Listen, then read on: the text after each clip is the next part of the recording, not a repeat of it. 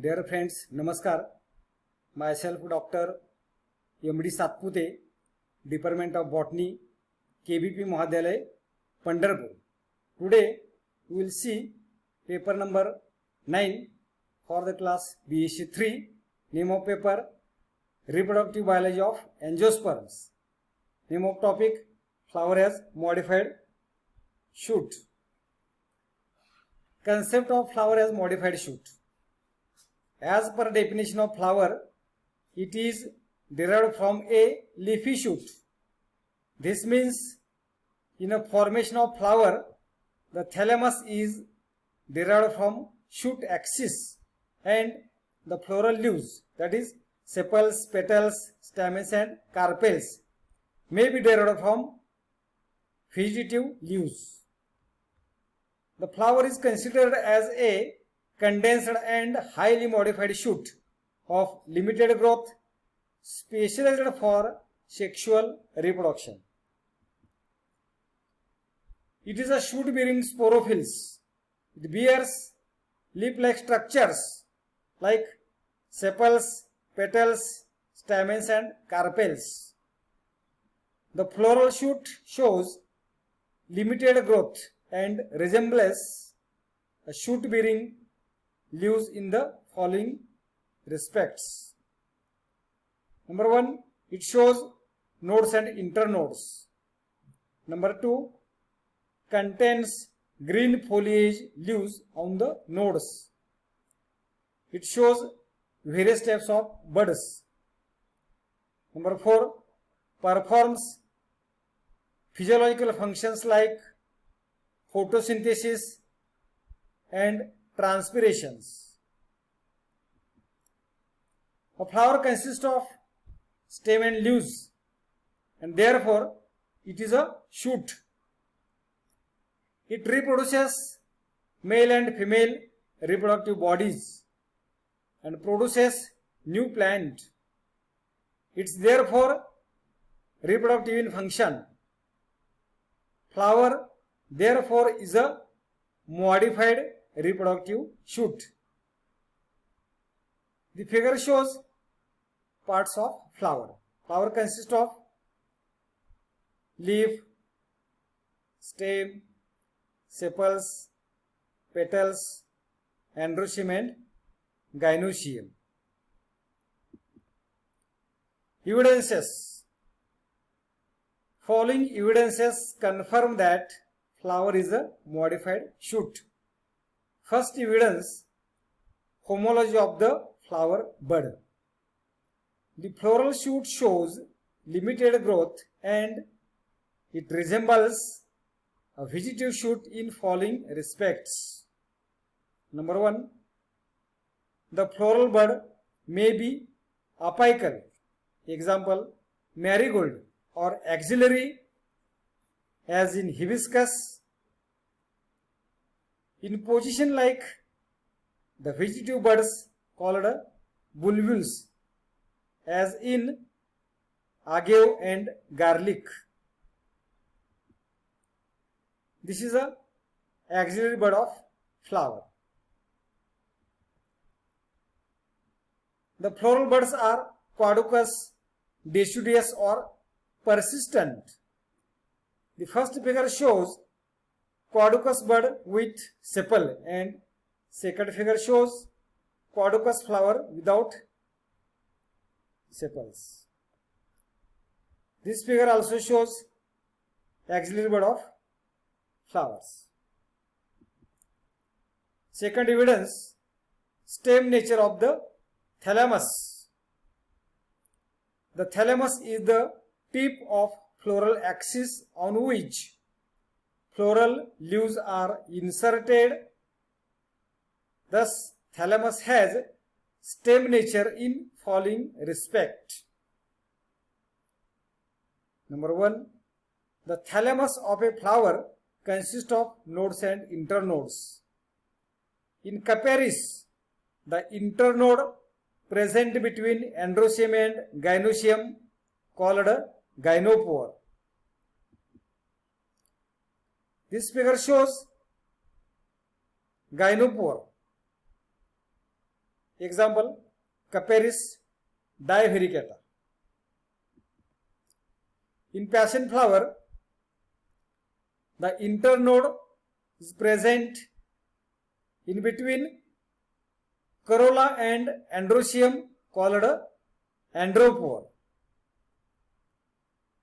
In Gynandropsis pentaphylla, andropore and gynopore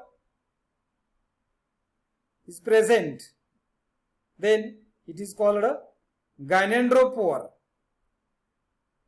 Is clearly seen from these evidences. It clearly indicates that the stem axis of thalamus. The growth of the thalamus is normally limited by carpels which are placed right on top of it, but sometimes thalamus grows vertically beyond the gynoecium and bears a leafy shoot. That is, stem with green leaves. This phenomenon is called monostrous development or proliferation, proves stem nature of thalamus. Example, rose. In rose, there is a formation of monostrous development. This figure shows monostrous development of rose. Third evidence, leafy nature of floral members. The flower has 4 floral leaves, that is sepals, petals, stamens and carpels. These arranged on the thalamus in spiral as in nymphea or cyclic manner. In flower nymphea, the sepals and petals are many and spirally arranged on the thalamus. The lowermost sepal are green and leaf-like, showing venation. These sepals gradually merge into petal.